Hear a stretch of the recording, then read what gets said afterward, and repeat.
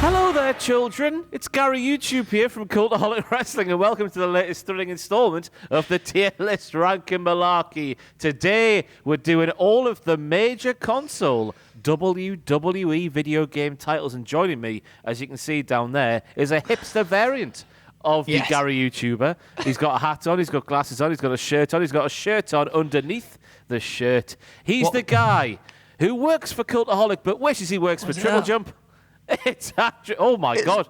It's that I can't do it. I've messed it. It's WTF. He's wearing actual toilet paper there with a WTF logo on. But it's, as I was saying there, because I think you missed that zinger there, Andrew. It's the guy who wishes he worked for Triple Jump, but unfortunately he has to work for Cultaholic. It's Andrew Gary Hodges. It's the guy who applied at Cultaholic first, thinking he might be able to get a job at Triple Jump, and then applied for Triple Jump, but then Sam was like, "Nah, we're keeping him." So that's me. And I'm happy to be here, though, Ross. I'm happy to be here. What? What? You want to work for what? You actually got a job at Cultaholic with the intention of getting one with Triple Jump? Yeah. Start small, right? And then get in there.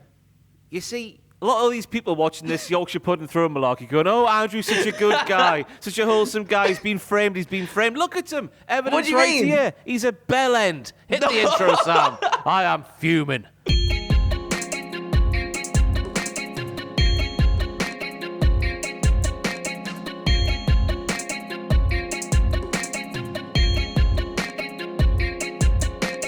So just in case you haven't been here before, this could be Andrew's last ever tier list appearance, who knows? But we have several tiers to put these titles into, ranging from the best to lovely, lovely, lovely to what's the middle one, all right, to just above bearable to get in the bin. I can never remember what they are, Andrew. I can never remember what they are. But there's a lot of them. We're kicking things off with 2K19, which, with the power of hindsight in mind, we didn't realise how good it was.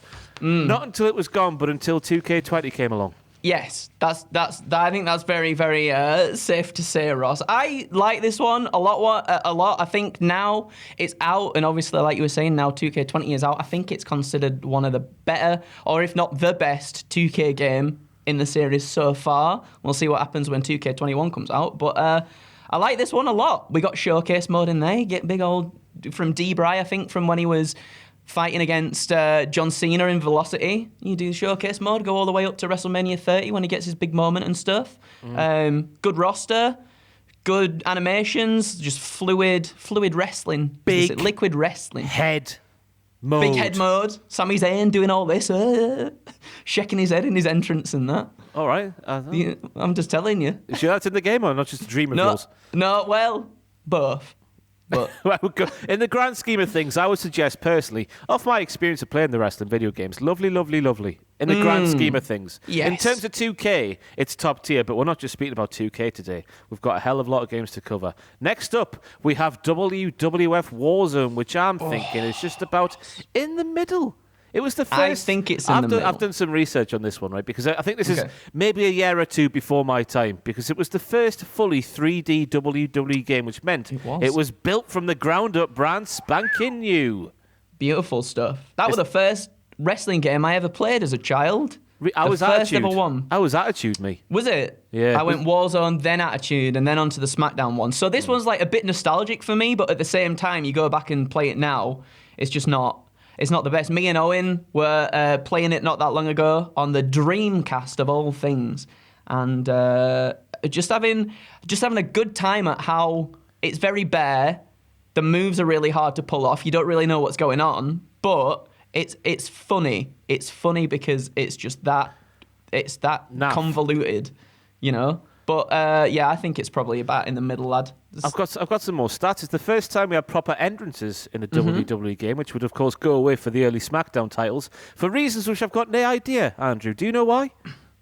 Not a clue. Do not know. We had commentary from Jim Ross and Vince McMahon, everyone's dream combination. Create a Wrestler made its debut. You had to memorize proper combo things to just hit finishes. We had, of course, what I call, Andrew, the classic Attitude pose. I only say Attitude because that was the first game I played. But that pose there. Everyone's like that, aren't they? You got your hands like spades. that's a suplex. And then when people are like laid out flat on the floor, you like twist them over like very mechanically and stuff like that. But I guess that's the clunky nature, but that was the standards of the day. But I also read my research, excuse me, not as good as WCW NWO World Tour that was released a year earlier but made by the same peoples. It was, which is weird because that game is leaps and bounds ahead of Warzone as well. So I don't know if there was just a sort of like an idea that they differentiate between the two franchises for WCW and WWE, but it was for its time. I guess it kind of just set all this off in motion that we're playing to this day. So, but in terms of gameplay, it's middling. It's middling, lad, as we say in Yorkshire. Yeah. All right, or just about bearable tier? Where do you want to go? I'd say, I mean, obviously we haven't built up the all right tier yet, but it would be in bottom all right, I think, personally. Fair dues. Did you own a GameCube? I did own a GameCube, Ross. Did you play WrestleMania X8? I did play a WrestleMania X8, Ross. Talk to me about WrestleMania X8 because I did not own a GameCube. It was okay. It wasn't like the best one. I'm trying to think now if this was.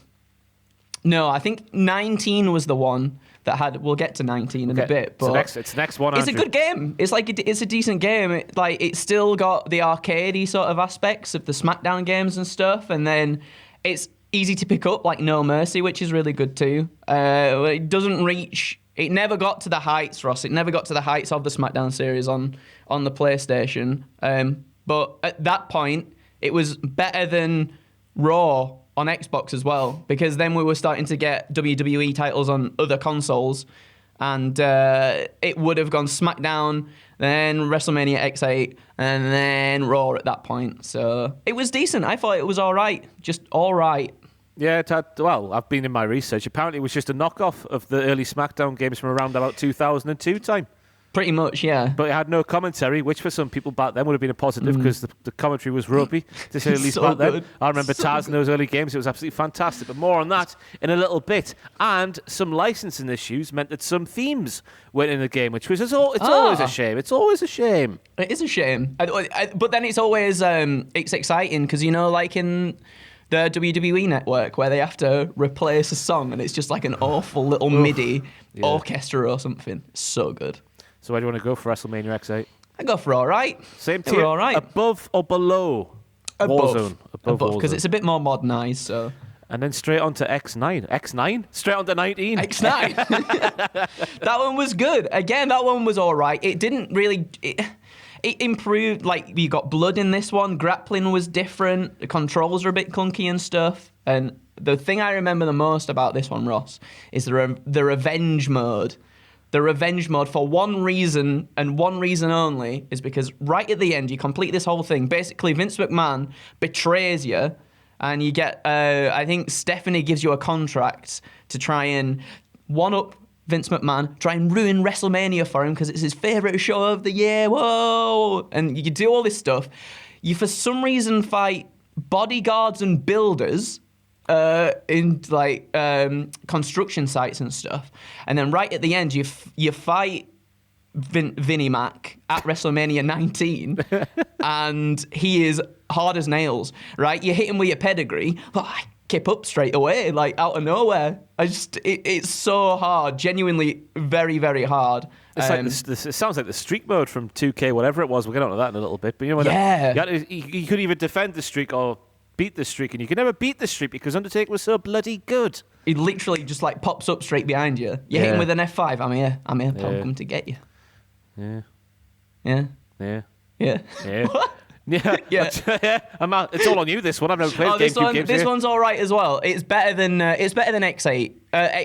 Now you got X8. Yeah, that's right. X8's right. Yeah. It's because you got me going now with X9 and stuff. It's better than X8 in terms of that they just improved on what was already all right. So yeah, it's in all right. I think above X8. Above there, so not quite on the same tier as 2K19. Yeah. And speaking of those old Raw games, Andrew, we're going straight then to WWF Raw, which was a poor... You just think to yourself, poor non-PlayStation owners, eh?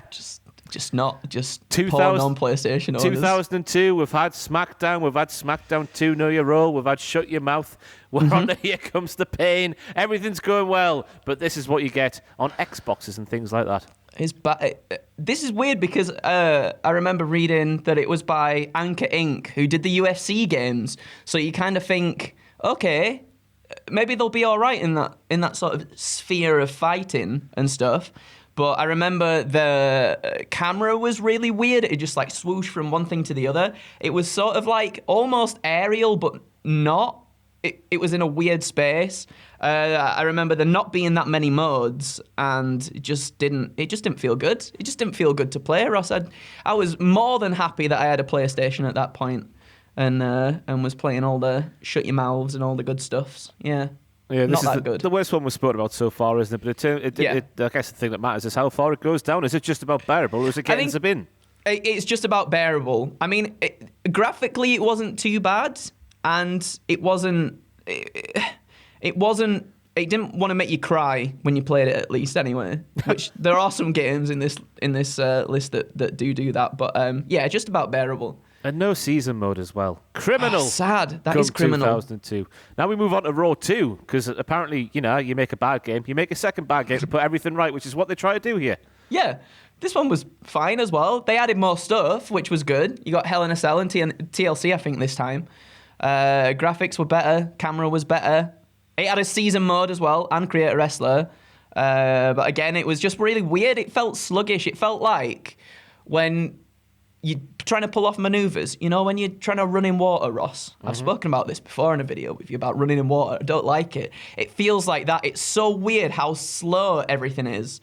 That kind of took away from it a little bit. So it's better than Raw, but it's also just not just fantastic. about bearable. It's just about bearable still. I wonder what it is about. It's obviously to do with realism, I guess, because Pro Evo went through that back in the day. Pro Evo, middle of the noughties, was absolutely fantastic. You'd fly down all the wings and stuff around the football pitch. But then they tried to make it more realistic, and everything just became, as you say, with Raw 2, all clunky and let's move like this. And why do gamers do that? Or developers do that? I don't know. I think it's obviously to do with the simulation aspect of it. But then at the same time, you kind of lose what made those games special in the first place, don't you then?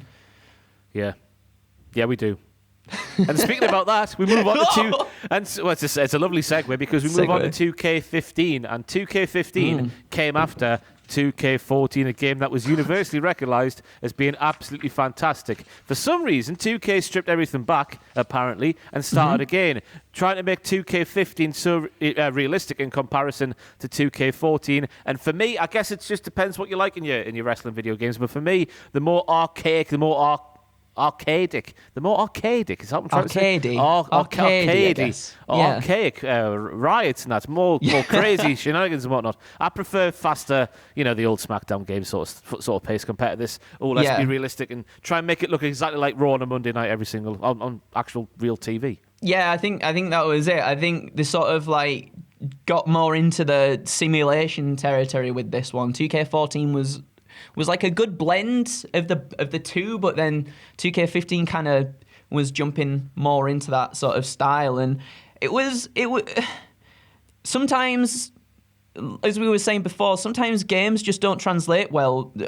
Perhaps even the same for football games. I'm not a big football fan, Roz, but maybe it's the same for FIFA and PES and stuff like that, like you were saying, where when it does start getting into the territory of being almost a little bit too real, it's not fun. It just gets a little bit boring and doesn't translate too well. But I mean, it's got some good modes in this. I remember 30 years of WrestleMania and stuff was in there, which was cool. Which was a little bit more like the WWE 13 Attitude Era mode, which was pretty cool too. But again, it's fine. I think for a step in the sort of sim direction, it was cool to see them get away and do something new, but it didn't necessarily land properly, for me at least, anyway. Does it rank better than the GameCube titles we've spoken about today? Yeah, I think so. I'll stick it at the top of all right then. I don't think it's on the same tier as 2K19. I think it's a step down from 2K19. Yeah, definitely. I'll put it above the GameCube titles in that all right tier, which is already becoming packed with 4 titles. Next up, we're moving on to Crush Hour.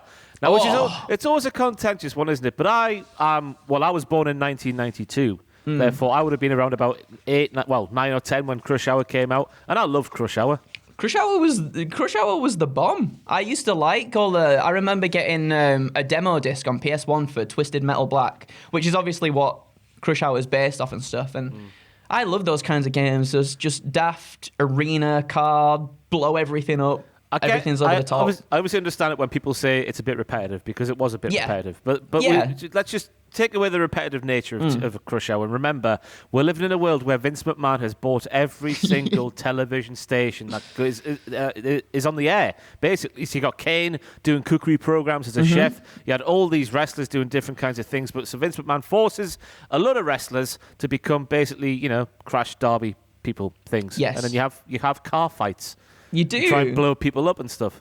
I feel like the idea of Vince buying every TV outlet is not that far off what could actually happen in real life as well. Definitely a dream of his. Definitely a dream of his. It kind of just plays out perfectly, because he would want to shoehorn in literally every single wrestler where he could. But I like this. I like this story mode in this. The gameplay is good, like you said. It's repetitive, but we finally get to see that Japanese hair commercial from Edge as well, which is pretty good. I did like that. I thought it was all right. This one, I think it's all right. Where are you sort of landing on this one? I'm looking at this one with very much rose-tinted glasses on. So I'll leave you and your professional gamer opinion to stick this one either in lovely, lovely, lovely or all right. I think for something different, you know what, Ross? For something different, and like you said, looking at it with rose-tinted glasses on, I'm gonna go lovely, lovely, lovely. Cat is among the pigeons. People Get it will. up there. It's a very contentious one, because some people I've spoken to. I think Adam really likes it. Really likes Crush Hour. But then some people obviously hate it because of the repetitive nature and how it didn't really go too far in terms of game hours. I guess that's the main criticism of it. It was. I mean, they did good to say it wasn't a wrestling game. They did go all out and put. Like every single character's car was specific to them, which was cool. So there was no sort of repeated patterns there, which was good. So they did. I think they really did think about it in terms of it being something obviously different from a traditional wrestling game, which it obviously wasn't. So yeah, I think it's good. I think it's good. Yeah, fight us. Me and Andrew will take you on, even though Andrew is clearly a cultaholic for not very good reasons at all. I can't believe that story. That's thrown me that. Yeah, I can't stop thinking about that. It's not right. It's not that using obviously us. No, Using I wasn't using you because I love wrestling as well. But I was like, I wonder if somewhere down the line I would be able to work and do some bits for triple jump and stuff. I was like, I'm heartbroken here. Why? Well, just it doesn't matter. SmackDown vs. Raw 2008, a game that I had, Andrew, on the Puss-a-Pur. The Puss-a-Pur. I'd never had it on the Puss-a-Pur, but they always looked a little bit bare on the Puss-a-Pur, Ross. What were they like? They just weren't as well. To be honest with you, my use of the Puss-a-Pur was quite. I didn't use it all too often towards the end. It was very much when you're having a poo sort of territory. Old men get the newspapers out. Teenage Ross gets his PSP out. That's what happens. The poo SP. Yes, the poo station. The poo station. I like that. The poo station portable. The Portaloo. The place. Doesn't matter. Yes, this one is no, because it had on the bigger consoles, I guess. It had them on the PSP version as well, I think. Yeah. The ECW members were on this game, and then they had the sort of the better way. I thought it was a better way personally to get weapons. You'd have to go under the ring and lift the ring apron up. You just get that wheel up, and then it would spin around, and then boom. Game changer. Wheel of Fortune. Game changer. Fire was in the game. We had all sorts of stuff here, but we also had that thing where each game or each roster member in the game had the sort of 2 personality traits, which was it was a good idea on paper, but they had certain wrestlers who I could remember way back in the day who in real life would do a lot of, like you say, for example, flippy moves, do springboard stuff off the ropes and stuff like that. But if they didn't have that characteristic in the game, they couldn't do those moves, even though in real life they would do those moves. So I guess I had drawbacks as well as advantages. That's true.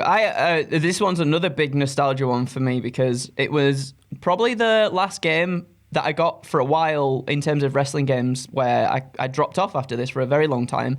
But I loved it because I loved ECW growing up and stuff. Seeing Sabu in a WWE game was mental. to me, and I think Jeff came back in this one as well, Jeff Hardy, and that was a big deal for me as well. But yeah, the ability to light the tables on fire, the weapon wheel was such a game changer because it just opens things up a little bit more, makes things a little bit more interesting in matches for you and stuff. And I really liked it. And yeah, I just thought it was good. Because I put some notes and stuff down. They did like 24/7 mode, which was amazing. You. Oh my god, yeah, because they blended like season mode and GM mode together for that one, and it was like a really cool hybrid of the two. And I think reading up as well, this was the last ever game to feature GM mode, which sucks because GM mode is to me always been such a huge part of the SmackDown versus Raw franchise as a whole. So where do you want to go then? I think it's all right. Like top of all right. Are we putting Crush Hour above this? We can't do that. Point. It's got to go. Okay, no, right. Ross, this one's hard. Let's go top of all right and then put Crush Hour down into all right. Just for I think that's a good shout. Yeah, I put 2008 top of all right and then put Crush Hour below that. Good. Right. Lovely. Moving on to Legends of WrestleMania. This is all about nostalgia, of course, because what's one thing that wrestling promoters love? Hulk Hogan. Nostalgia. Classic roster, modern day gameplay. Sounds like a fantastic concept on paper, doesn't it? Yeah, it does, but then sort of the execution wasn't the best because it was very much heavily reliant on QuickTime events, QTEs and stuff, and that was a big thing at this point in gaming because you've got games like Heavy Rain that would heavily use that, and it kind of just detracted from the action a little bit, at least for me anyway, because you try and do a pile driver, I got to mash X like dead fast, come on, finish the move and stuff, and it didn't really land for me. But then it was cool to get, you did have matches like you could do your Bret Harts and your Stone Cold Steve Austin matches and stuff, and I can't remember if I'm right in thinking you even had to do certain objectives in those matches to finish that, like that actually happened, so like bust Stone Cold open and get him in a sharpshooter and all that kind of stuff, and that was pretty cool. But yeah, I just don't think I don't think it really hit the mark for me. I thought the graphics were all right. It's a little bit cartoony. It's kind of got like, it's not quite realistic, but it's not quite. Yeah, it's not quite All Stars, but it's not quite 2K19 or whatever as well. It's like somewhere in the middle, and it just didn't really hit the mark for me. What about you? Yeah, those QuickTime things is too much admin for me. If I hit a move and you reverse it, fair enough, that's fine with a quick L2 bash or something like that. Fair enough. Yeah. All the best to you. But to go through all of that just for hitting certain moves is too much for me. So I think that weighs that down considerably, Andrew. Well, I would say bearable. Is that too harsh on the same tier as Raw? No, that's where I've written it down in my notes, just about bearable. Yeah, same tier as Raw and Raw 2. Yeah. A damning conclusion for Legends of WrestleMania. Moving on now to something that we can't damn. That was terrible. Sorry, what? Moving on to something that we can't damn. It can't be damned because it's SmackDown 2 Know Your Role, and this was SmackDown 1, but on steroids because it had all the best bits of 1, but we had casket matches added.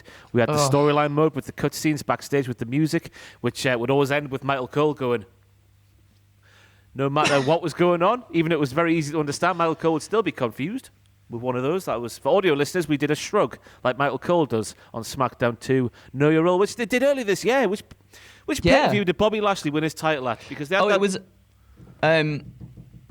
whatever it was. They had that little thing before Bobby Lashley's match where they had the MVP and the Miz stood backstage, but you couldn't hear what they were saying or being shot from away. I did it on Twitter. Go and search on Twitter. Good. It was perfect. It was amazing. Using that eerie music. Do. Oh, it takes you back, doesn't it? Hell in a Cell was weird though. Yeah, it was basically just a cage with a roof on it, wasn't it, at that point? I mean, that's what it is. Basically, I guess that's what it is when you dumb it down. But I mean, it is, but like there was no real sort of mechanics or anything to it. They hadn't like really established the whole bit on the top yet, I don't think, properly, where you could like chuck them through and stuff. And just an amazing game. I remember this being probably the game that really got me into wrestling as well, when I didn't have like Sky or anything to watch WWE on. Same. So I just go around to my to my cousin's house and just watch him play as Scotty Too Hotty, just doing the worm over and over again, and that was the coolest thing for me. And when you see like the opening intro bit where it's got all like the clips and stuff spliced together and everything like dead fast, Jim so Ross cool. When he pipes up the song, ladies and gentlemen, this is true. Anything can happen in the World Wrestling Federation. Then so you know this stuff is good. Grandmaster Sexay in that game, I just remembered he used to have to. Yeah. He couldn't stand still, could he? The little shuffle thing, yeah. It's so good. This is above 2K19, isn't it? Without a doubt, this is 1,000% in. Is it in the best tier, though? That's the discussion we've got to have here. I think I would say yes. Woo! Because I think without something like that, it was so defining back then as well. That was basically just one of the blueprints for what we've got now. So I think it deserves to be in the best. I wish the games today were more like SmackDown 2, because as I said, the balance between silliness and realism, it's too skewed towards realism, if that makes any sense. I agree. WrestleMania 21, which I think is going to be pretty low down this thing, just based on... This is another game I haven't played, I've got to be honest with everybody. I've got some facts though, Andrew. Mortal Kombat co-creator John Tobias was involved in the production of this one with Studio Gigante. Yeah, it was their... go on, sorry. I think this is their one and only game, wasn't it, Andrew? It was their second game. It was the second game and their last game as well. So that tells you how good this did. Yeah, it was just... the thing I remember the most about this is I remember getting a Games Master magazine and seeing the screenshots in the magazine and stuff and thinking to myself, I wish I had an Xbox for that, because that looks insane. The graphics looked amazing, but everything else was just not. It was just not good. The screen changed color though when you hit your finisher, which was cool. yeah. I mean, it looked cool because I can't remember if it does like a spin or something as well, like the camera slow motion and the ring mat changes color and and that was kind of cool. And I mean, the gameplay in comparison to like Raw, because we're on about Xbox. The gameplay in comparison to Raw 1 and Raw 2 was a lot better, but like Create a Wrestler, I think, was stripped back and stuff too, and just wasn't that good. And yeah, it's not the best. It's not the best, as you can tell by it sort of being the last game that company put out. So you can't be scaling back creator mode. That's scandalous for any wrestling game. So is it bearable? Yeah. Is it just about bearable? Like just about bearable, I think. Yeah. We'll stick it in there. Why the hell not? WWE 12, which was the first game post SmackDown series. May they rest in peace and power. Rest in power. That's better. Rest in power. Do all that. Yeah. What are your thoughts on this one? It was marketed. I remember the advertisements like bigger, badder, better, and it was fine. They changed the grapple stuff, so like weaken strong grapples were swapped, so you had more like momentum stuff. So I guess that's what we were starting to do, little bits of sim stuff there. So that was kind of cool. Road to WrestleMania, I got my notes. It was tweaks, and you could play as just totally new. Cass. Yeah, who was Austin Aries. Yeah, and I think he was in TNA at the time as well. So that's kind of cool. And the story was the story was all right too, because I think you were like, what was it? You took down all the people involved in the Monday Night Wars, didn't you, essentially, yeah. So I remember fighting. I think you fight Kevin Nash in a Hell in a Cell or something, which is pretty cool. But yeah, I thought it was all right. I quite like the momentum system, because it meant if your person was knackered, they'd hit different moves and stuff, which was kind of cool. Mixes it up a little bit, and I think it was starting to breathe, because obviously we had all the SmackDown vs. Raw stuff before, and it was getting a little bit stale. Like the engine and stuff wasn't really changing so much, and it kind of just felt like, oh, we'll add kind of like what 2K is now. Oh, we'll add just this one thing in and then call it new. Whoa, like a lot of sports franchises do at this point. So this was like breathing new life into something that had felt a little bit stale for a while. So I think it was all right. Not quite lovely, not quite there. Do you know what I mean? Like in between, sort of like in the feeling out process of stuff. I'm going to suggest we do some admin already. I reckon we bump up SmackDown versus Raw 2008 to the bottom of lovely, lovely. Because I don't think it's on the same tier as W12 or 2K15 or anything like that. No, I agree. I've done it already. Good WrestleMania, the arcade game, which, by the way, it started life as an arcade game. Before being put onto all of the consoles at that time. It was a sort of Mortal Kombat style of kicky punchy thingy. Kicky punchy thingy. And it looked really good. That's good. It was cool. I obviously back then Mortal Kombat was a big thing, so they were kind of just like trying to ride off the hype of that, I guess. But a lot more family friendly. Not a lot of blood or setting people on fire or ripping people's spines out and stuff. But yeah, I thought this was really cool. It's not. I think the next one in that series was In Your House, and that got really bonkers with stuff.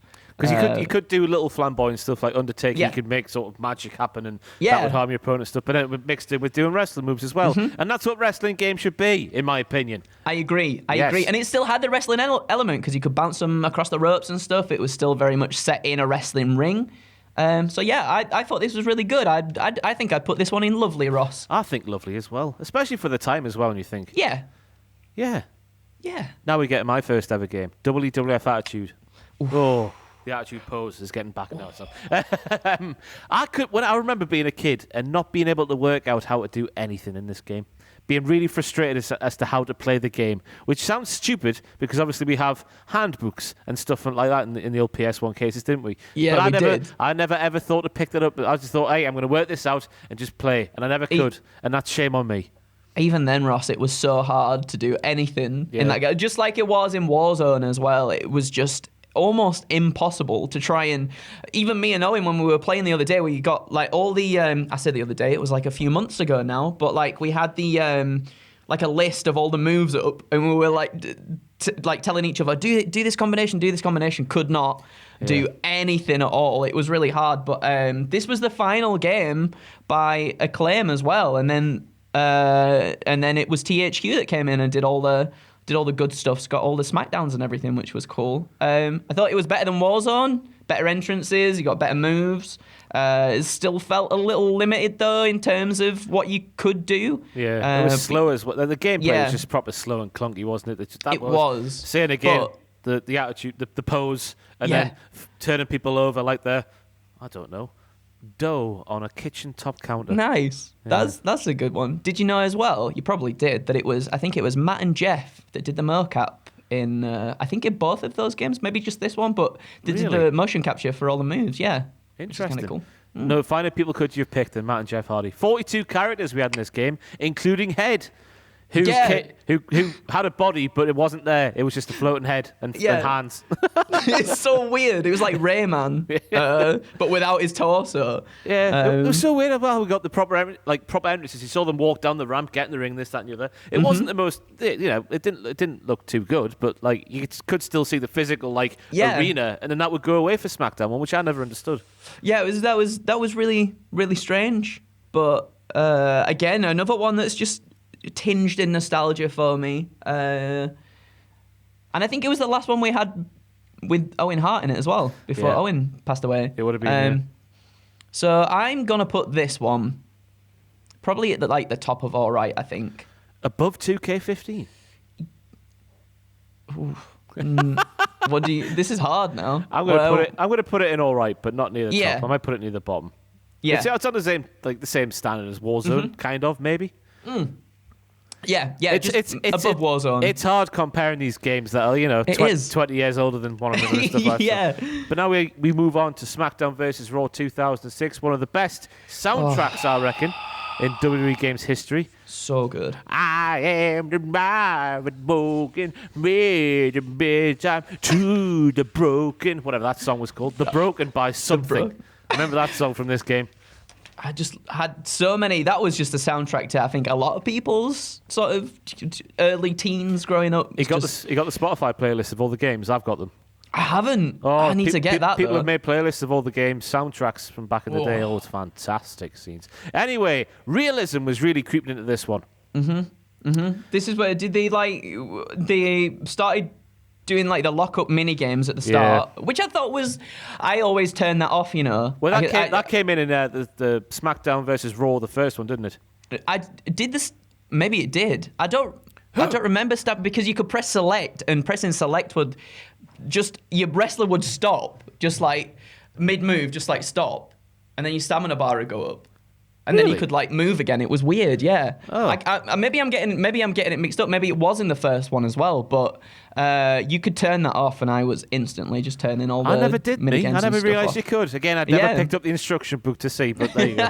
And I had no friends to compare it with. I didn't. Yeah, all my friends had grown out of wrestling by this point, so it really was quite a lonely place in terms of wrestling video games. I think I, at this point, had chopped my thumb off in a door at school. Do that. Look, it's like a little bit smaller because they had to. It was like gone from the knuckle, Ross. Right. And the doctor was like, "We're gonna have to take it off, pal. You're just gonna have to have the stump." And I started crying because I was like, "How am I gonna play my PlayStation?" That was literally the first thought that I had, was how am I going to play my PlayStation? So, over that summer, I learned how to play SmackDown vs. Raw with one hand on a controller, and I beat my friend who was also, at the time, a massive wrestling fan, and that's all we ever used to do was just play wrestling games, and managed to beat him one time. He was really good as well. He was really, really good, and I think maybe he was just being kind to me and let me win. But how's the thumb still there then? So they stitched it back on, and when they did stitch it back on, it was jet black for like a good few weeks, and they were like, that's probably going to have to come off. And then somehow, like miraculously, it just started just getting colour again, and it was back to normal. I had to do some like physiotherapy stuff. It had stitches for like 9 weeks, and yeah, now it's got no feeling at the end of it, so yeah. Have you got full mobility and everything?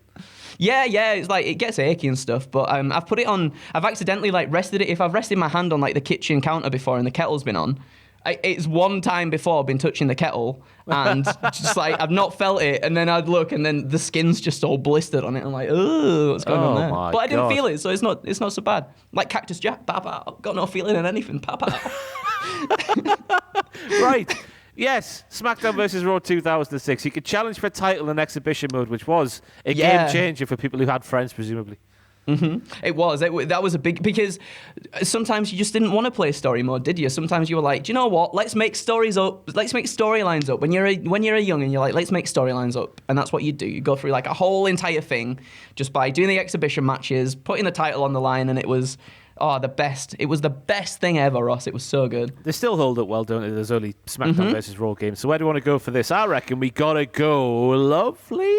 I wrote down on here, Lovely are the best. If it's the best, it's probably in the lower one. But if it's in Lovely, it's got to be up there. Where do you want to go? High. Where do you want to go? I would say high Lovely. High Lovely. We'll go above 2K19. Why the hell not? Yeah. In for a penny, in for a pound. 2K18, Andrew. Ooh, that one was. I'm trying to remember now. Slower. Let me get my notes. That's what the word you're looking for is slower, because they were going more and more and more realism. Then we had the sort of, the Creator Suite, it was improved from back in the day, because we got copies. I think this was it 2K18 or 2K19 where Cultaholic was quoted in the advert for it. I feel like I hadn't joined at that point, and I remember I think it might have been. It would have been 19 because 18 wouldn't have been a thing because it comes out the year before, doesn't it? Yeah, it did, yeah. So it was 19. It wasn't a thing, but I remember being like, that's well cool. Cool. That's well cool. Still have no idea who actually said the quote, but there we go. Creator Suite was improved, but they removed the showcase stuff. Which is, that's a big thing about the 2K stuff, right, Ross? And I don't know if it's a business decision for them to go, let's take that out. And then when the next one after this comes out, people will want to buy it again. Do you know what I mean? Because those were the best modes, I thought, in those games. And they seem to do that. They take things out, they tweak it a little bit, or they put a new mode in that's kind of the same but not nearly as good and just rebrand it as something else. It was weird. But big roster. I remember there being a big roster on this one. Over 200 people, I think there wasn't there? Once you had all the DLC people in there, which was, again, that's the thing I hate about modern days is DLC stuff. If I pay, 50, 60, 70 quid for a game, I want to buy the game. You want the game. That's just the problem these days, isn't it? With games and DLC and all that. But yeah, I thought this was all right. It felt a little bit slow, maybe, but at least the gameplay was smooth. which is always a big thing, I guess, for me. As long as the animations and stuff look all right and it plays all right, I'm a fan of it. I think it's quite an interesting one to put in a tier list because we have 15 in all right, and then we have 19 in lovely, lovely, lovely. Yeah, and it does fall somewhere in the middle of those two games for me. It depends how much showcase mode matters to you, I guess, because 15 had theirs, and then. I mean, I think that I remember reading the reviews and stuff. That was always a big thing for people was showcase mode. I think this is the one where they made the cell weird as well. Like you can barely fight around the cell. Sorry, like when you get, between the apron and the cell wall. And then to get someone out, you have to try and throw them through the wall, which is one of the most awkward things ever. And then when you do get out, there's literally like that much space for two wrestlers so you just like awkwardly punching one another. So it definitely had its ups and its downs, but I think you're right. It's somewhere in between. What was it? 15 and 19. Should we go above 15 in all right? So that makes it the top of all right. I guess. Yeah. 'Cause I don't think it's on the next level up. No. WWE 13, which was the last one made by THQ. Boom. Whoa. Really good, wasn't it? It was. It was. Diddle. That's Punk. That Attitude Era mode, all that stuff. So good. Yeah. So good. That was the best. And again, I think that was one kind of like I think Legends of WrestleMania where you had the objectives to hit in the Attitude Era mode, which was really cool. I mean, it's just when you're younger, that was roundabout where I started to come back into wrestling a little bit because of CM Punk and stuff. So seeing CM Punk on the cover was cool. Just thought it was really, really, really fun. And it had a big roster as well, which was always a big thing because some of these games go from having an amazing roster, and then the next year there'll be like barely anybody in there. That was one of my first thoughts after the recent releases from WWE is the fact that literally half the game's roster's gone in what was it, May? Early June, May, and games come out in September, October time. So that's definitely gonna have a big impact on stuff, isn't it? We'll see what happens though. I'm excited, for 2K22. So am I, just because they've got to make it work, haven't they? They've got to make it. They do. Especially because Battlegrounds hasn't been well received at all. I played Battlegrounds for 5 minutes and I had enough. It's just pants, isn't it? When they were throwing what was it, like a fridge or something, or a motorcycle Undertaker? What's all that about? 13 for me though goes in the best tier. I'm going to go. I agree. I absolutely agree. Yes. I'm glad you agree because it's in there right now. We're moving on to SmackDown vs. Raw 2009, the fifth game in the SmackDown vs. WoW series. We have general manager and season modes in the game, which replaced by Road to WrestleMania eventually. But this was good stuff. Yes, it was. The Road to WrestleMania thing wasn't. I didn't rate that too much. It was a little bit. I thought that was a little bit boring. And then they added weird people in there. Like what was it? Tony the Soldier. Tony the Soldier, and who else was it? Tony the Soldier Masked Man. Looked a lot like Tony the Soldier. Looked a lot like Shelton Benjamin to me. Yeah, in terms of the character model. So it must have just been, I think like the ending is so patriotic as well because you've got John Cena in the ring and Tony doing all these salutes and like knocking someone out and everything. It's like like I think at this point this is where it was starting to get a little bit stale. Yeah. Things just it was another sort of add little bits here and there or take something away to make it seem fresh, but not just like a lick of paint, a new lick of paint to make it seem all snazzy. Yeah, and something that Vince McMahon has never really done before, well, since the 80s, I guess, investment in tag team wrestling. They made the tag team matches so fancy in this game, even though you think back to the roster at the end of, for much of 2008, which this one would have been based on. Yeah. Not the greatest time for tag team wrestling in the wrestling. It wasn't. It was a strange one. It was cool, though, to see something different with the tag team stuff, I have to say, because I think that's another sort of thing we don't see much of in the games is a focus on tag team wrestling. It's kind of just like a thing, tag them, you get your moves in the corner. There's not really much else sort of going on in that gameplay aspect. But I thought this one was all right. I wasn't massively into this one. About probably for me, because they took out all the good stuff, probably just about bearable. I don't think the roster was fantastic either. Think it was just a bit.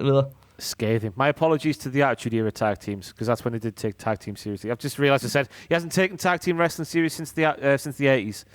WrestleMania. Oh, yeah, of course, yeah. WrestleMania 17 says, hello, Ross, you silly man. Anyway, moving on to SmackDown vs. Raw 2011, which was the final in the SmackDown vs. Raw series. This was just absolutely fantastic. Proper anarchy. Anarchy rules. No pun intended there, but anarchy did rule. So good. They added all the new physics stuff to this, like the ladder stuff and the table stuff. So instead of like having to just Irish whip them into a table and then you both get on top of the table and like just do a generic pile driver or something, you could like climb up the ladder and just do a choke slam. And if tables were like strategically placed around that, they would just fall through it. It'd like break dynamically and stuff. I thought this was so good. I was into this one a lot, yeah. Universe mode, we had the Road to WrestleMania mode, which included that little bit with the Druids, which, you know, the crowd was filled with Druids. You fought took on many Druids, didn't you? Yeah. On the Road to WrestleMania, that's what you want, isn't it? You want to forget about real wrestling, just have fun. Just have fun. That's what you want. And then I remember... I can't remember what it is you collect. Like, it's just some sort of aura or something. But you go around with Undertaker's urn, like, opening it and getting, like, these orbs and sucking them into the urn and stuff. I thought it was cool. Yeah, I really liked this one. I thought it changed things up nicely. I liked all the Undertaker universe mode stuff. And, yeah, just buzzing. I think this is really good. I've written down lovely in my notes here, Ross, for this one. What do you reckon? That was the conundrum in my head. It's up there with SmackDown vs. Raw 2006, and that's at the top of lovely, lovely, lovely at the minute. So does it go above that, or does it go into the best? Ooh. I've put it above 06 just for the time Yeah, I think so, yeah. Yeah. Yeah, he takes a swig of drink. Yeah. 2K16, which I didn't look back on too fondly until I did a Straight to Hell with Nerdcubed. And Nerdcubed absolutely loves 2K16. He calls it... Really? I don't know if he called it the best wrestling game ever or the best 2K game. Obviously, that's a very different statement if you put, ever in there, or just the best 2K title. But he made a big hoo-ha about the Creation Suite, which is something I overlooked and something which you look back on, which was amazing. So good, because you could do all the arena stuff, which was amazing. The leap graphically was fantastic as well. Like, if you go back and look at, say, like just a comparison video of like Brock Lesnar coming out or something, the leap in graphics is insane. It's kind of like where we're at now with what we see. I say in 2K20 when Becky Lynch has got no face and it's just her eyes and her eyelashes and stuff. But like the fidelity of it looked fantastic. And yeah, the creation stuff was amazing. You got showcase modes, which was cool because you play through like the rise of Stone Cold, which obviously is just historical in wrestling, and everybody sort of likes that story. I think I look back on this one quite fondly as well. The gameplay was nice and crisp. It was good. The same. Am I getting the wrong end of the stick here, feeling that between sort of 2K15, 16, 17, 18, it was all very much the sort of same feeling game? Yeah, without a doubt. I guess it's how, I don't know, like I was saying earlier, I don't know if it's like the same for you in FIFA or PES or something, but you get to a certain point and these things do feel... FIFA's the same these days. Yeah, it just does feel the same, and they'll go, well, new ball physics, that grass sways in all directions, whoa, and it's kind of like the same for the wrestling stuff as well, like they'll go like, I don't know, new table physics or new this physics and that, and it doesn't really greatly impact the game or change it so much. It's just them kind of trying to sell you on something new that isn't necessarily anything just, huge. But despite saying all that, it's got to be one of the top 2 tiers, hasn't it? Yeah, I agree. It was just I think an all-round fantastic game, a fantastic wrestling game. I think... He's going top, isn't he? He's going top, isn't he? I'm going top, though. I'm going to say... you see, because now I'm thinking about ones that are coming later on. Yeah. That's the problem. The problem. So I'd say upper tier lovely for me. Above 2011? Below 2011. Just below. Above 2006? Oh, no. I'll put it in there. Below 2006, above 2K19. This is so Moving difficult. on to All-Stars, which is another contentious one in the history of professional wrestling games. As we saw in the first AEW games trailer, they clearly based it off that. Well, hey! Yeah. Whoa! It's not, they're not, are they? Because you saw by the Darby Allin one, they're very much changing it. It's how a game develops, I'm learning. It starts as one thing, it morphs into a different thing. So there we go. But this one was silly, it was fun, there was lots of colour, there was big, massive wrestlers doing big, stupid moves, and it was absolutely fantastic in my opinion. Awesome, yeah, I really like this as well. They had, I can't remember if I think it was in the sort of story-ish mode thing that they had, where it was, it kind of put like contemporary wrestlers up against old ones, so it was like a what-if kind of thing. So you'd have like what if Stone Cold and CM Punk clash together in the same era, which I thought was really cool. I think that's always good to see. The animations are over the top. And I love that. Which is when you make that a conscious decision, it works very well, I think. Yeah, it does. I think it just works well in sort of just the field of wrestling as a whole. Fighting games are inherently mental. I was going to say the BS word then. Bat plops. Fighting games, are inherently mental, and why not take the entertainment aspect of wrestling and just go all out with it? And I think this is what All Stars did. So I wrote down lovely for this one, like really, really good. Not necessarily the best, but just really fun. Something that is missing in a lot of wrestling games these days. I'll agree with that. Straight and lovely for me as well. Next up, we have SmackDown Just Bring It, which it did feel like just a massive bolt on to SmackDown 2. Well, it was sort of the weird time, wasn't it, between SmackDown 2 and SmackDown Here Comes the Pain? Yeah. And it just... Wasn't it? I forgot my timeline mixed up. No, you've got it right. So there was another one after that because you got Shut Your Mouth after Just Bring It. Shut Your Mouth, that's the one. Sorry, I'm just speaking a little nonsense here. No, it's all good. Shut Your Mouth felt like a bolt on to Just Bring It is what I'm trying to say. So but we're speaking about Just Bring It, so it doesn't really matter what I think about Shut Your Mouth. I think that Just Bring It felt like a remastered version of SmackDown 2. I think round about this time the PS2 had pretty much just come out. Around about that, did PS2 come out 2000, 2001? It was around about that time anyway, so it just felt like, let's get this wrestling game out on PS2, because I remember it was in the first ever PlayStation 2 demo disc, and it was fine, but yeah, it didn't really reinvent anything in terms of wrestling games on next gen at that point, so things just felt very much the same, just with better graphics. It just... was weird, and then you had the commentary, which was possibly the best bit. Taz in that game. So good. Here we have Undertaker. Tag team. It was just so bad. It was just like all little clips put together, wasn't it? So Just Bring It, then Shut Your Mouth. I'm getting mixed up there, mate. Yeah. And oh, sorry, go on. So I'm just going to say Fred Durst. Fred Durst, isn't it? Fred Durst and Taz. That clearly puts it in the best, Ross. To be fair, in terms of like a step up in graphics, I know it was a different console, but the difference between SmackDown 2 and Just Bring It, I thought it blew my mind watching those entrances initially. I mean, yeah, like thinking back then, do you remember when we just used to play the PS2 and it was like, my God, things are never going to get better than this. Even on PS1, we were like, things are never going to get better than this. And the leaping graphics definitely a big thing, but the gameplay just felt the same, and that might mar it a little bit. But it was also still at that sort of, it was fast-paced and quick and which is good, like easy to pick up, which is what you want from a wrestling game as well. You don't want to be having to faff around with like, oh, I got to press these 2 buttons to do this, which it is like these days as well. A big one, you could fight backstage, couldn't you, through the arena and out into the street. Which was so cool. Yeah, that was so cool. That was when we could out on the street as well, wasn't it, and sort of fight your way through the cars and whatnot. Yeah, it was, because you could do that on Shut Your Mouth as well. Do you remember where you could go through like the arena bit and go through like the ticket, they sell the tickets and stuff? The stairs going up the side. Yeah. Oh, it's so good. Yeah. But this one, for me, I've written down all right. There was some other things as well, like the roster was outdated at that point, so like didn't have RVD or Booker T and people like that in there who was at that point big players in WWE that had just come in from WCW and stuff, and it was fine. Hey, the bell's ringing. Give us a sec. The bell's ringing. Give us a sec. I don't know if this is going to keep going in. Keep him rolling.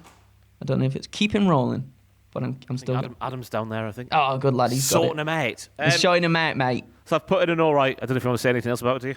No. I think all right is personally. I think all right. I know this is going to be. People are going to probably have ruffled feathers about where we might have put some of these, but that's just my personal opinion anyway. Is all right. I'd, for what it's worth, which is nothing, I'd have gone lovely, just about at the bottom, on the same level as All Stars. Because I thought it was, for its time, it was the first one on PS2, and it was just artistically, I guess, more so than the gameplay. And it was still fun to play.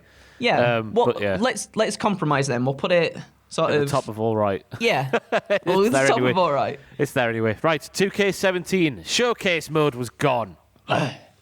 Why? Again, they just keep doing it, Ross. Why do they keep doing that to us? Taking things out and then bringing them back later and On the plus side, though, submissions changed to the circle game thingy, which I thought was a massive improvement. Me too. Even though that's still quite a hard mini game, I think. But once you mastered it, though, it was a lot more, tactile, wasn't it, for me? It makes more sense as well because you damage a person's leg more. That bar gets bigger and bigger and bigger, so it's easier to lock the submission and get the tap out win and stuff. Things just felt a little bit stripped back in this one though as well. They wanted, I think, from what I remember reading up about, they wanted to focus more on season mode, and that's why they took stuff out like showcase mode, but the season mode wasn't that fantastic, and it felt like it didn't warrant taking showcase mode out.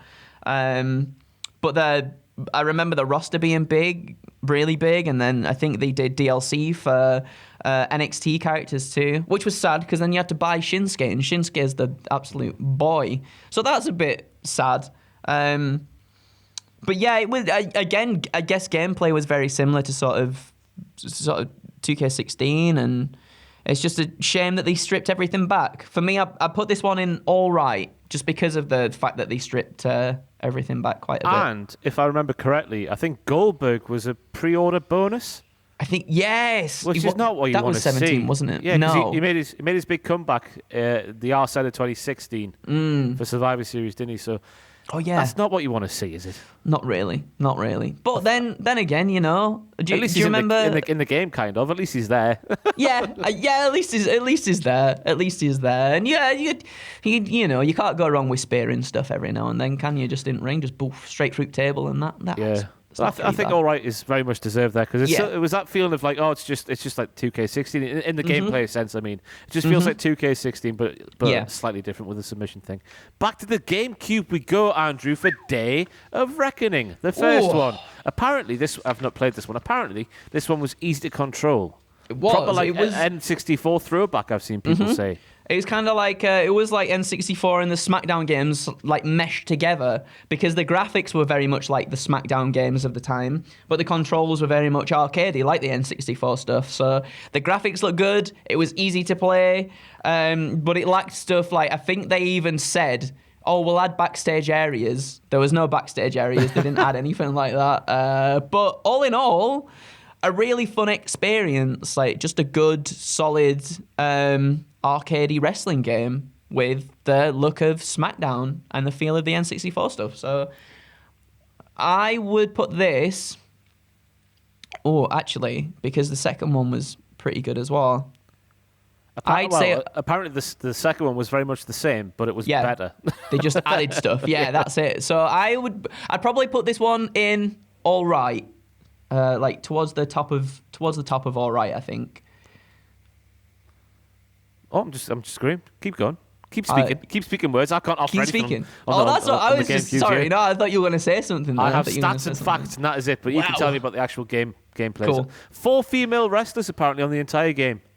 Weird. That was straight. I can't even remember who... I think maybe Molly Holly, Lita, Trish. Trish has to be there, because she's on the cover. Yeah. Was it Tori? I can't even remember at that point. But yeah, just 4. It's poor women's roster. Yeah. Day of Reckoning 2. Good. Again, just added more onto that. I think we got more mods and stuff. Let me read I got so many notes, Ross. I got so many notes because there's so many games. There's more features, Andrew, including the storyline mode where you feud with Triple H. This would have been around the Reign of Terror time, wouldn't it, when this came out? It was. I think this season mode followed directly on from the first one as well, which was pretty cool. I'm not sure if we. I know, right? I'm not sure if we'd seen that. Don't quote me on that, but I'm not sure if we'd seen that in a wrestling game at that point. So that was really cool to see, just some continuity and stuff there.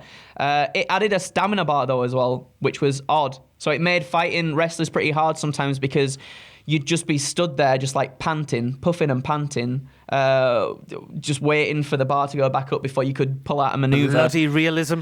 I know, which is a shame because that was the only thing I think sort of like holding this one back a little bit. But I've put lovely for this one because I did really enjoy this back in the day, because it did just improve on Day of Reckoning, and I did really like Day of Reckoning at the time. I thought it was good. And crucially, logo designer is what I've got written down in my notes. Apparently that was there as well.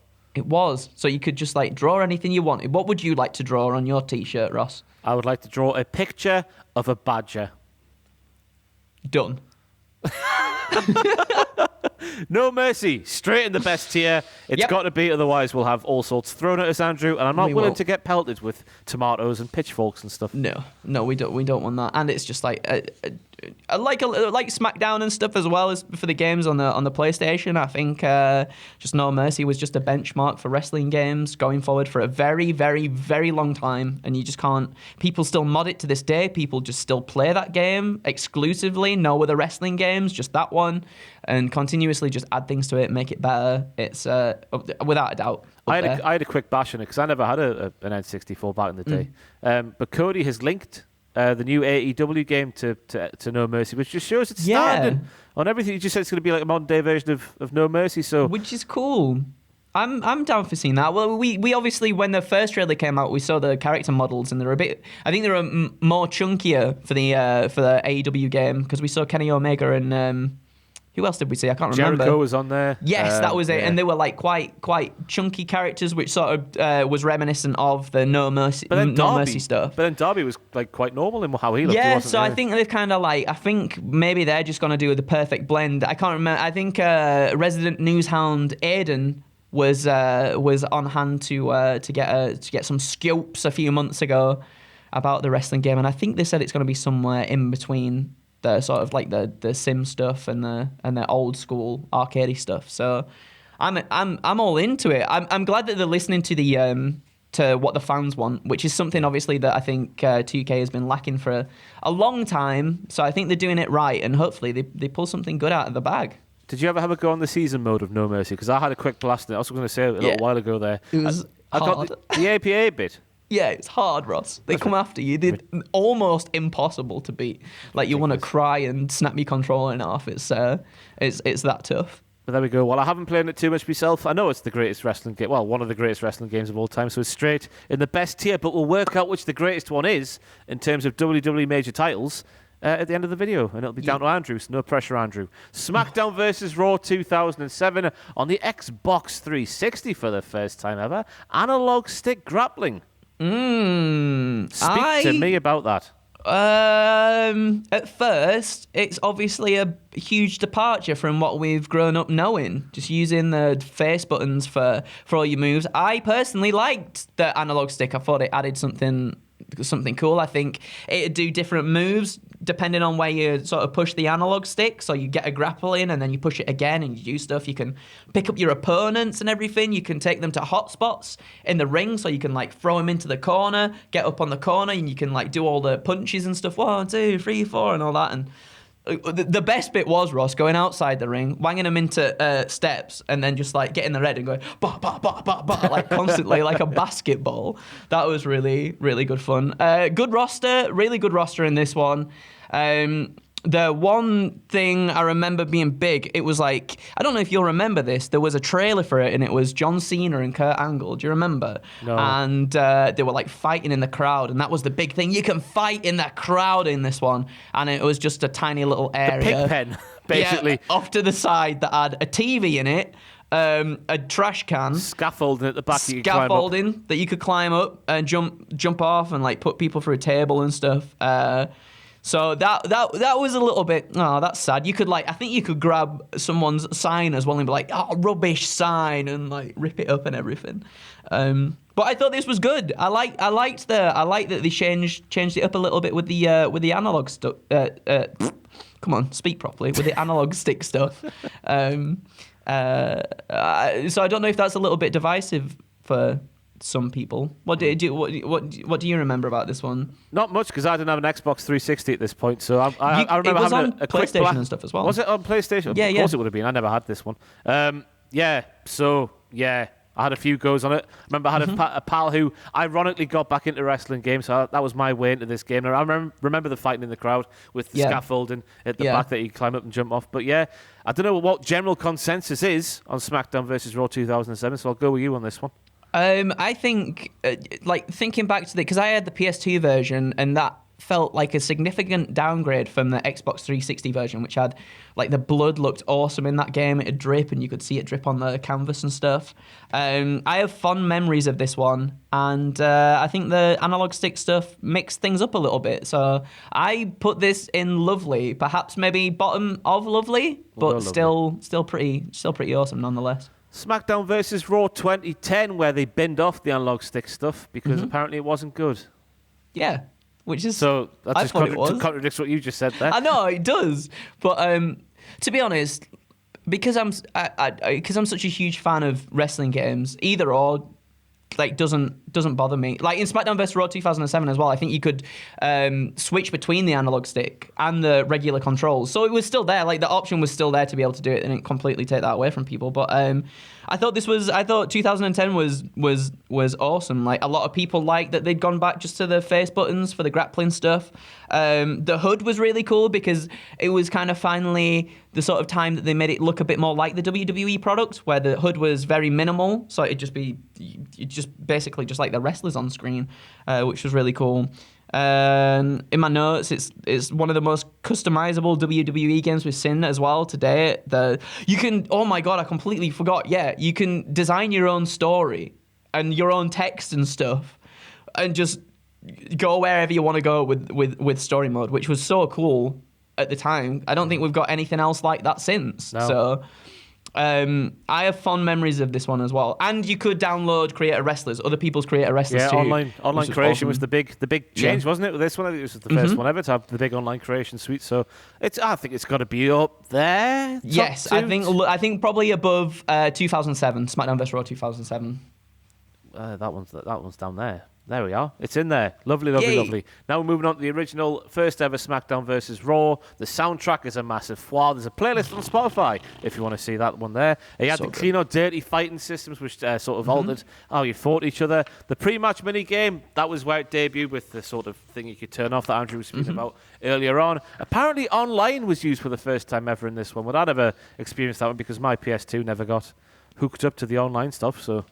I remember going around to my cousin's house, and that was the first time I'd ever played online, was hooking the PlayStation into the Ethernet cable and just going for it. And it was so fun. And this is another one I just love. This was around the time I was properly getting into wrestling, watching it and stuff, and it was so cool to be able to recreate matches that you were watching on TV and everything. Sorry, go on. Oh, sorry, no, you go. Are you sure? Yeah. Thank you. To me, just looking back, because it's been years since I played this game, but it felt very much like Here Comes the Pain in its gameplay. Yeah. I agree. Snug. Yes, the animations were still very very similar to that game as well. And things felt impactful, which I think we don't get that enough in games these days because it's so real. But do you remember in Here Comes the Pain or something like that when Goldberg had hit a spear and it just felt like you'd torn through crunch, someone, wouldn't it? Yeah, you feel like you're going. It would. The control would vibrate and it would. Just how snug everything felt. Yeah, kicks to the gut as well. I remember feeling really impactful. Yeah, me too.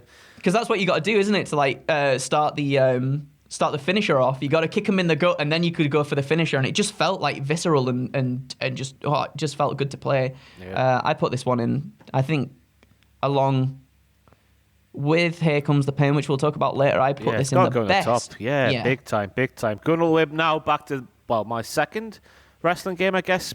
The original SmackDown game for the PS1. The speed of everything that went around the ring was absolutely fantastic. I didn't care about, it looked a bit naff in places, and sometimes it would clip through the ropes and stuff like that. But who gave a toss, because everything was quick. The roll, when, your guy would get knocked down, he would just roll out of stuff. Even Kane, big 7-foot Kane, would do a forward roll to stand up again. Absolutely fantastic stuff. Cool. The backstage area was good as well. For me, it still holds up because, it's just fun, isn't it? Just quick and fun. It is. I think this one is sort of like, even though it was only like a few games prior, like this one felt like it changed the landmark of wrestling games as well.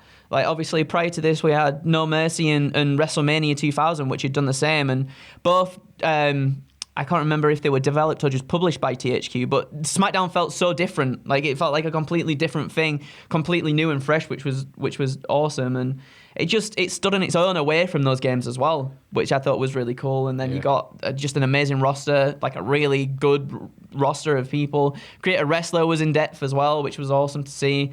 And then the backstage area, that's always the cool thing when you're young, isn't it? If you can get anywhere other than the wrestling ring, use all sorts of weapons and stuff, you're in for a good time, aren't you?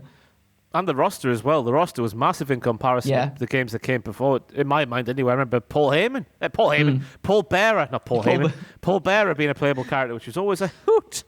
Oh, you can't go wrong with that, can you? So anything with Paul Bearer in as a playable character, Ross, I think has got to go in the best. Because SmackDown 2's in there, so we've got to put SmackDown 1 in there as well. Of course we do. Now we're on to Shut Your Mouth, which is what I was talking about earlier. The bolt-on to just bring it. To me, the graphics... This is just off the top of my head. The graphics felt like a massive improvement. Yes. But the actual gameplay itself and everything involved with the game sort of just felt like a bolt-on to just bring it. I really enjoyed the gameplay and stuff to this one. I think you're right in that the graphics were like at that point in between Just Bring It and Here Comes the Pain. So it was like sort of a mesh of the two. But I love this one. I loved how daft it was because you could climb up the Titantron. You jump off the fist, couldn't you? Oh my God. Yeah, it was so cool. And then you could fight in a train station, which why not? Why not fight in a train station? But I remember as well, when you hit a finishing move, it'd do like the slow down time thing.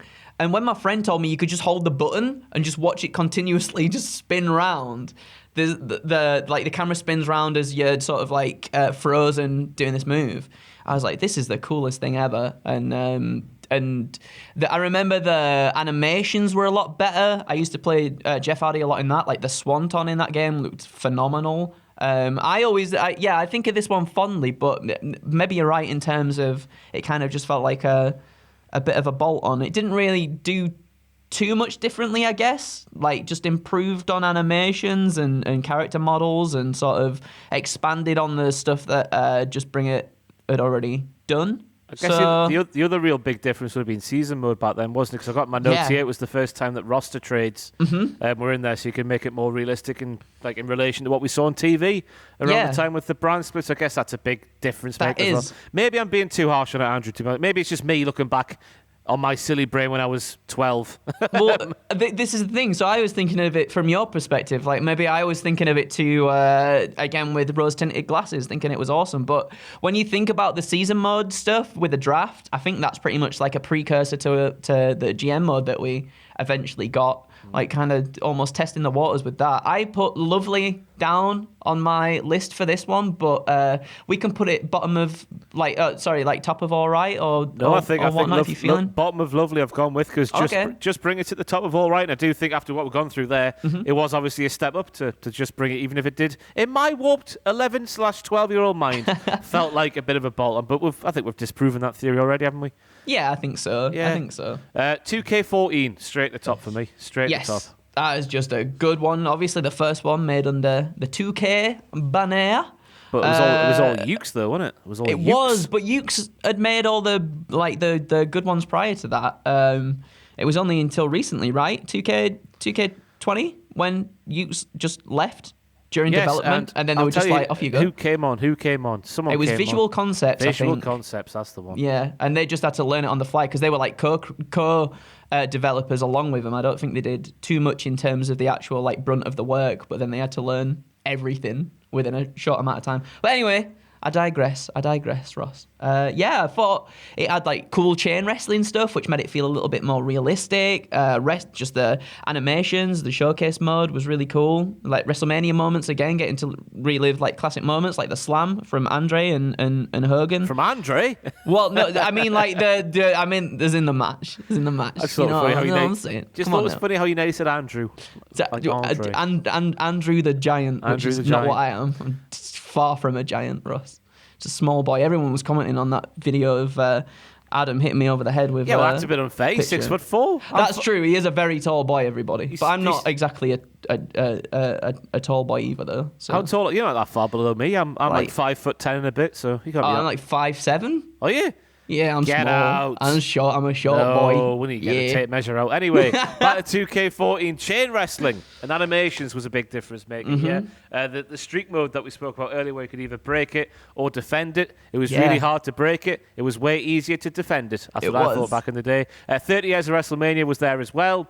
The roster was massive, as we said. Graphics, I don't really put too much stock in graphics. I'd rather have a much fun playing experience than look at something pretty, as the modern day Pro Evos tell us, because they're all about the graphics, not much about the gameplay. But yeah, I think it's straight at the top, and we've justified that. So me too, absolutely. Just a really fun game. From the top, we could now have our first bin-worthy game because we have WWE 2K20, which was a massive letdown just because of the glitches, everything involved in that, the sort of texture issues and all that stuff, unplayable in lots of areas for lots of gamers around the world. I don't know what the reason was. What was the reason for this? It was something to do. It was like it was dubbed the Millennium Bug, Ross. So when 2020 hit, when WWE 2K20 hit 2020, it was unplayable.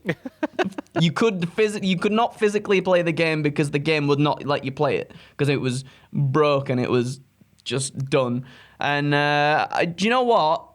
I was stupid. I bought this game twice, like an idiot, right? Why? So it was round about the time I'd gone home for something. From the office. So I'd ordered the game to be shipped at home. Didn't come in time for me when I left back to Newcastle. And so I bought it again when I got to Newcastle because I was desperate to play it. And did I feel like a fool? Did I feel like a fool for doing that? And I played it quite a bit. And do you know what? I mean, it is getting the bin worthy for everything that we've just spoken about. It just being unplayable, like just wrestlers like phasing into the ring and stuff and doing all that stuff and just doing horrendous things. But from the fun, I remember me and Owen just deliberately playing that game to break it, to see what we could do. And we'd get stuff like someone would fall off a ladder and then would just continuously roll in the corner of the ring and wouldn't be able to move. Or like we'd get trapped in between a pod in the elimination chamber and the turnbuckle, and then all the arms and limbs are just like going mental and stuff. So there was a lot of fun that came out of it, but not intentional, though. Not intentional. So it is very much just to get in the bin. Obviously, Ukes, like we said before, Ukes had dipped out of this one and left it all to Visual Concepts, and I guess they tried to do the best of what they could do in such a short amount of time.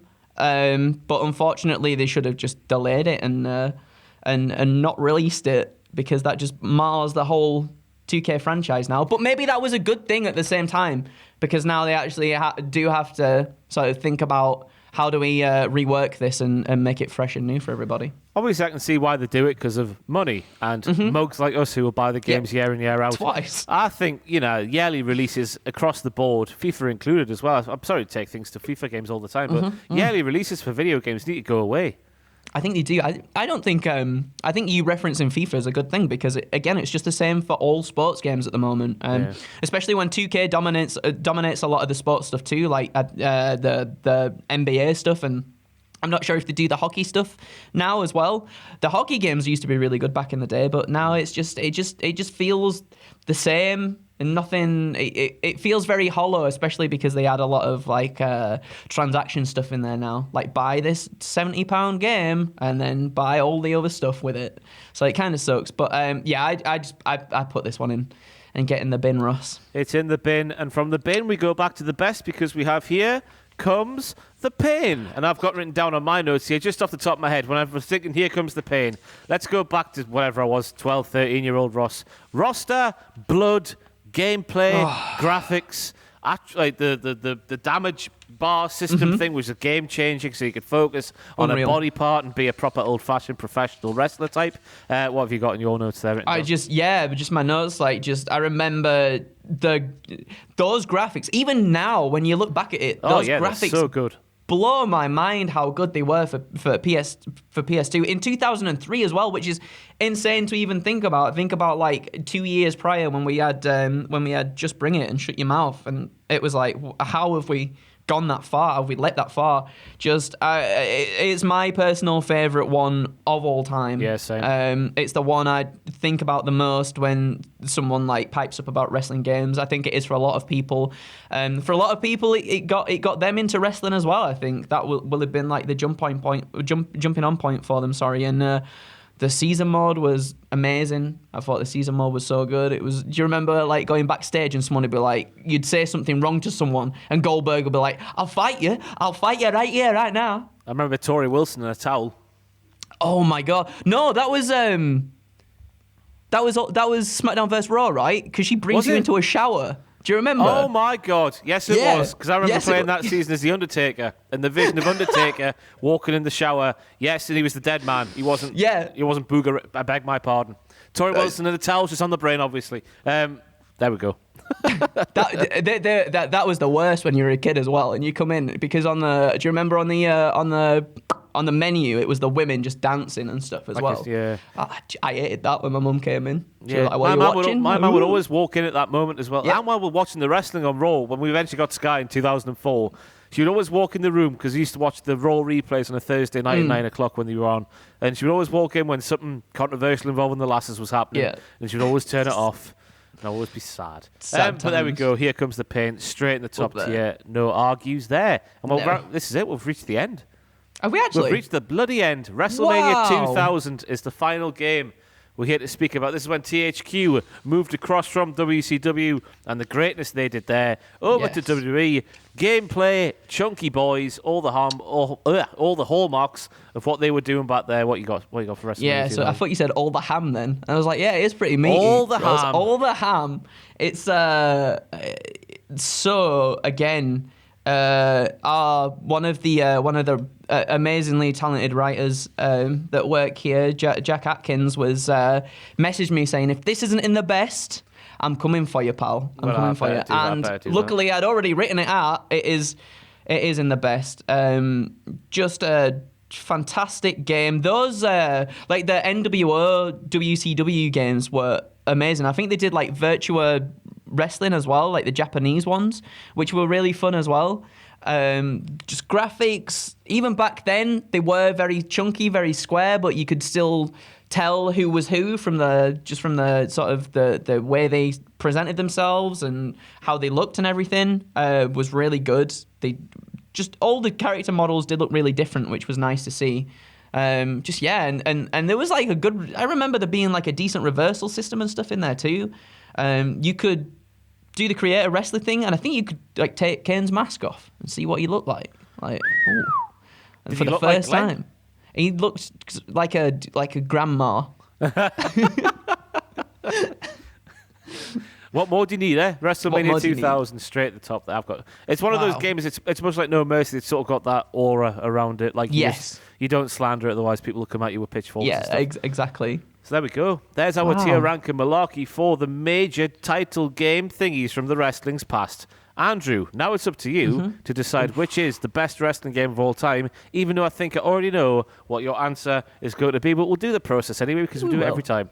Why not? SmackDown 2 is the starting point there. Know your role. No, I'm just going to go through. We're just going through. Okay, sorry. Is WWE 13 better than Know Your Role?